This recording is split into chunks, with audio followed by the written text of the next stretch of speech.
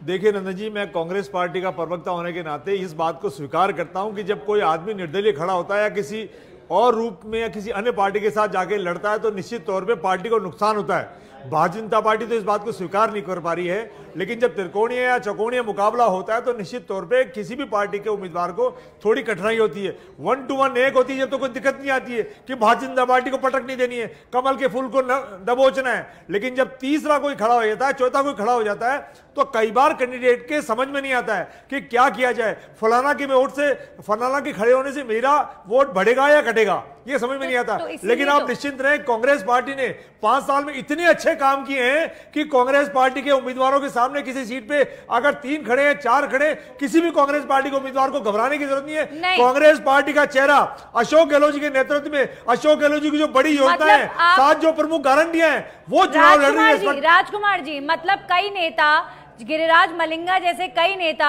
जिन्होंने आपकी पार्टी को छोड़ा और वो बीजेपी से टिकट लेकर लड़ रहे हैं, वहां से सिटिंग एमएलएज हैं, आपको लगता है कि आपको वो नुकसान नहीं पहुंचाएंगे? इतना आश्वस्त बीजेपी और कांग्रेस कैसे हो सकते हैं? कांग्रेस पार्टी पूरी आश्वस्त है। 25 तारीख को कांग्रेस पार्टी के पक्ष में अत्यधिक मतदान होगा। 3 दिसंबर को कांग्रेस पार्टी सरकार बनाएगी। और मैं इसलिए जोर से बोल रहा हूं कि मेरे को कोई घमंड नहीं है भारतीय जनता पार्टी की तरह। मैं कांग्रेस पार्टी का साधन कार्यकर्ता हूं, हमको कोई घमंड नहीं है, हमारे लोकप्रिय मुख्यमंत्री को घमंड नहीं है। घमंड हमको इस बात का है कि हमने राजस्थान को माता पिता मान के, गरीब को गणेश मान के हमने सेवा की है और राजस्थान की हमने